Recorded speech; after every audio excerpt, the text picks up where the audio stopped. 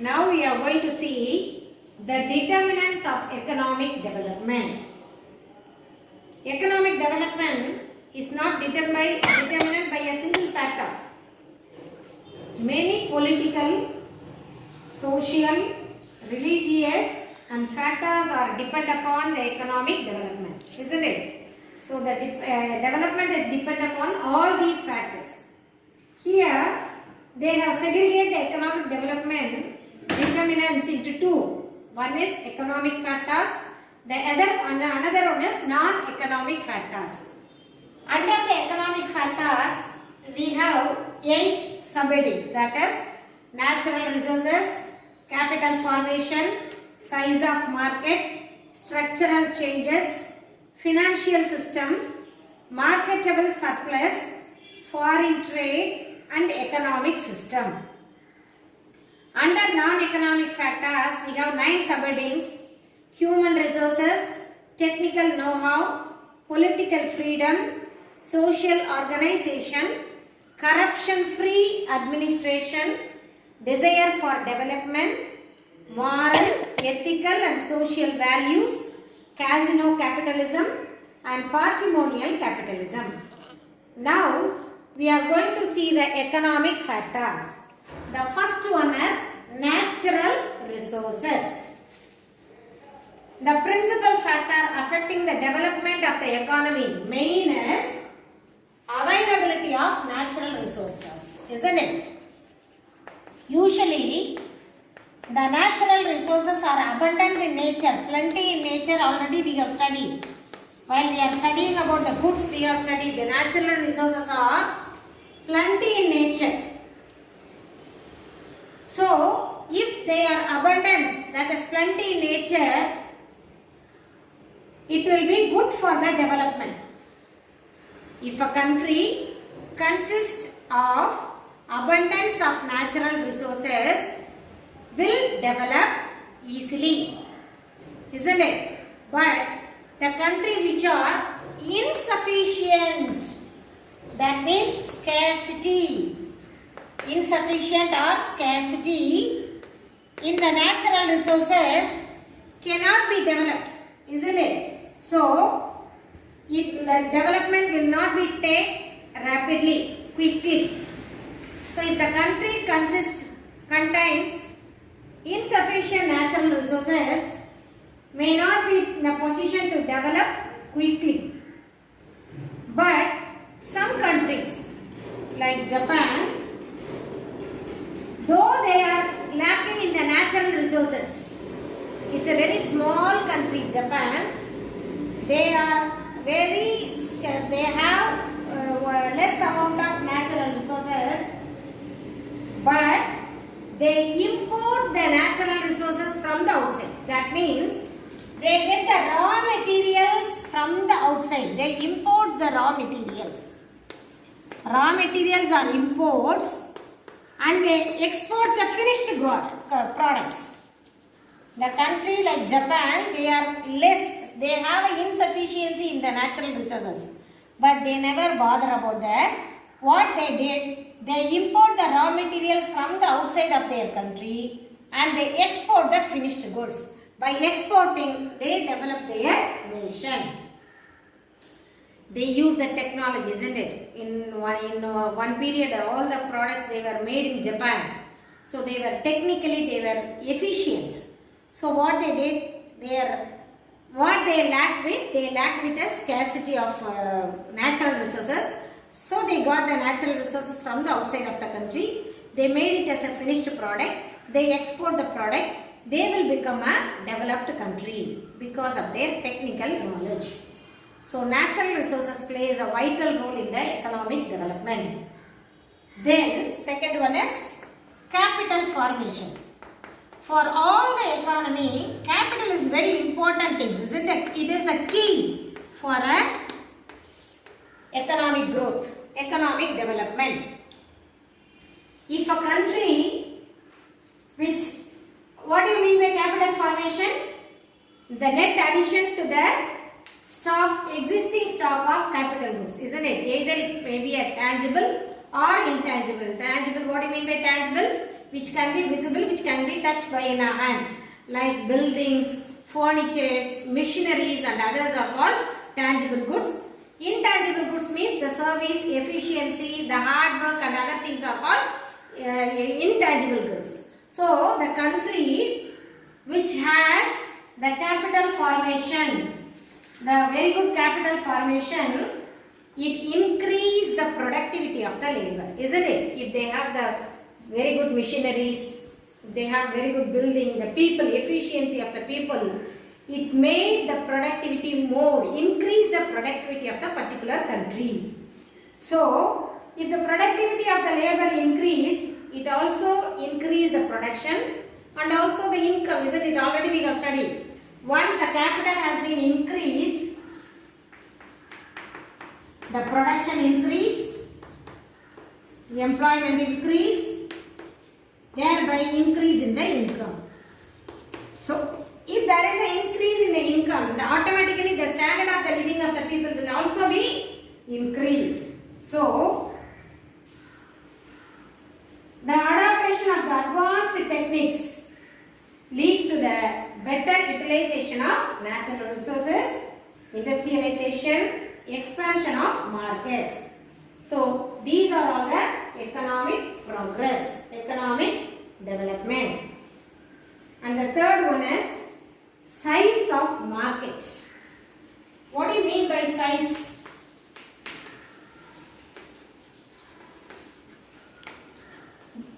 Market is a place where buyers and sellers meet each other and they exchange their goods and services, we study. But here, the size of market, if it is a large size of the market, would stimulate the production.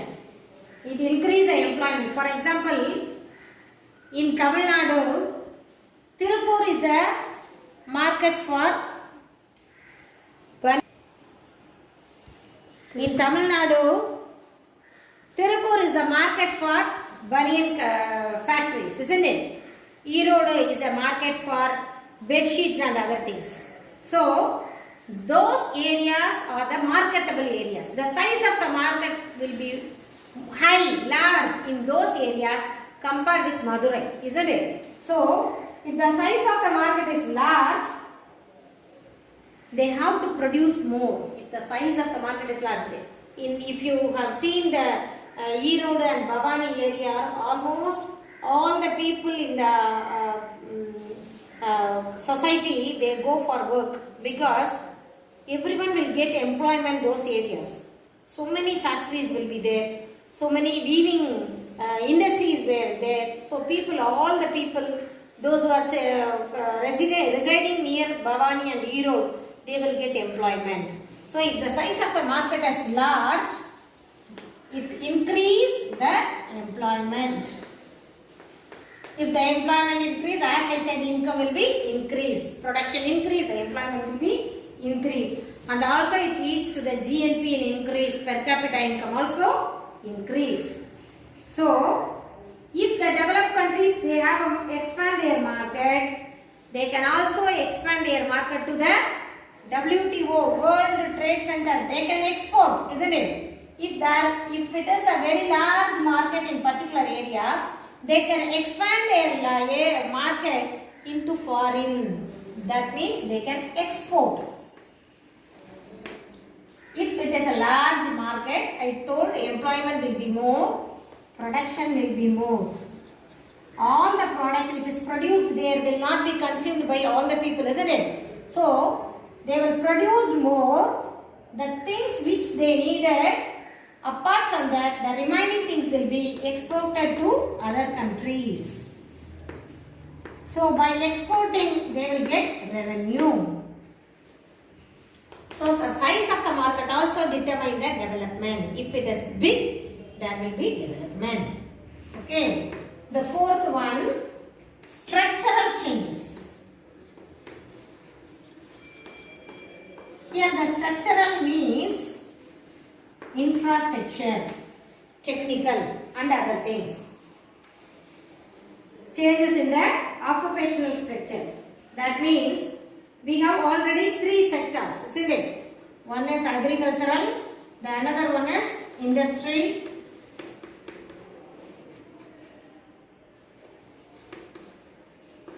sector. Already we know that there are three sectors, three basic sectors, that is primary sector, agricultural, husbandry, animal, forestry and other things. Secondary sector as an industry, constructions, industrial product and other things.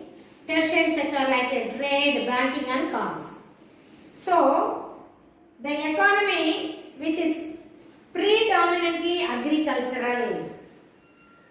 If a country is agri-based company, they will be backward in the development. What do you mean by that? As I said first, if the contribution towards the GNP, if the agriculture is spending less contribution to GNP, is less, then the country is not giving much importance to industry or services. That is, they are giving much importance to agricultural, means they are backward in the industry and service sector. There should be no industries at all. Like the underdeveloped countries, their main occupation is agricultural.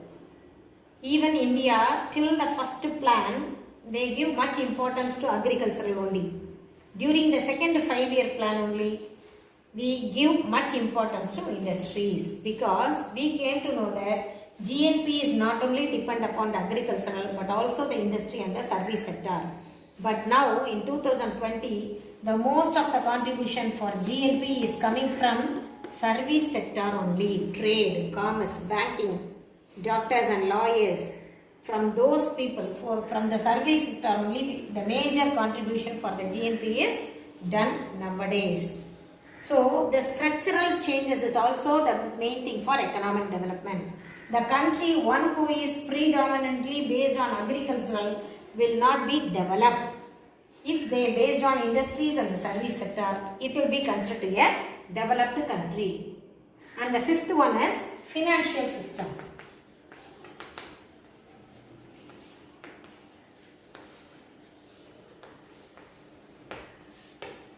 What is the meaning for financial system? It exists of an efficient and organized banking system. There should be an organized money market to facilitate easy availability of capital. If, as I said, if we want to increase the industries, what you have to do? You have to lend money to the producers, isn't it? Money should be lent to the producers. Only then they will invest in the industries, thereby we can bring the economic development. So the banking system, the financial system of a country should facilitate the producers to produce more goods by lending money, by getting money from the banks and other things, financial institutions. Only then we can get the economic development. Efficient banking system should be available for the producers to produce goods, because large industries, they need heavy amount. They cannot bear the whole amount by themselves. So some money they have to get from the banks and other financial institutions. So these banking system and other financial institutes facilitates them with money by lending money. Only then we can get the development. And marketable surplus. Surplus means, I already told you, excess or extra, that is called surplus. What do you mean by marketable surplus? That is the total amount of farm output cultivated by the farmer, and they will keep some amount of harvested things for their self-consumption, isn't it? We already studied in the second lesson while we are calculating the national income. I told it is one of the difficulties. We cannot calculate how much the farmers they kept for their self-consumption. That should not be calculated, isn't it? So the total amount of the farm product the output of the farm product cultivated by the farmers, a portion will be kept for their self-consumption. Sometimes, for example, the family, they kept 100 sacks of paddy they cultivated, 10 sacks they kept for self-consumption, 90 sacks they sold out. Now, from this 10, they have consumed only 7.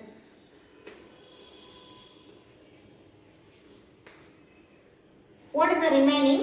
3 bags are remaining, isn't it? 3 sacks are remaining. So, this surplus can be sold in the market. If they decided earlier, it can be sold in the market to get income. But now, it does not come for sale because they kept for their self-consumption, but they have consumed only 7. The 3 were remain. They can't be sold in the market after the completion of the sales over. If it is sold in the market, in case if it has been sold out means the purchasing power and the employment and the output of other sectors of the economy also increase. That is, the country will develop because of the increase in the national income. How it brings? If here is sold only 90, if it has been increased, 93 will be sold out. So that if there is a scarcity, or it will be bought by somebody else, those who need, isn't it? இந்த 3 back நம்ம வச்சிருக்கிறதுக்கு பதிலா வித்துருந்தாங்கன்னா யாராவது ஒருத்தர் வாங்கியிருப்பாங்க. They will, with their income, they will get this food. By getting the, while they are getting, if they get the income means they have to do some work. Only by the productive activity only they will get income. அப்போ வேற ஒரு எங்கேயாவது ஒரு இடத்துல அவங்க வேலை பார்த்து சம்பாதிச்சு இதை வாங்கியிருப்பாங்க. அப்போ இன்னொரு இடத்துல அது இன்னொரு ப்ரொடக்டிவ் ஆக்டிவிட்டி நடந்திருக்கும். So it is not happening only because of this not selling product. And then 7th one is foreign trade.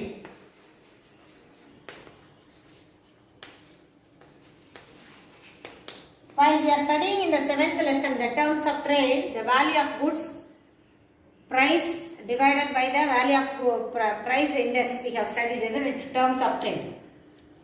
So the country which have the favorable balance of trade is always developed. What do you mean by favorable balance of trade?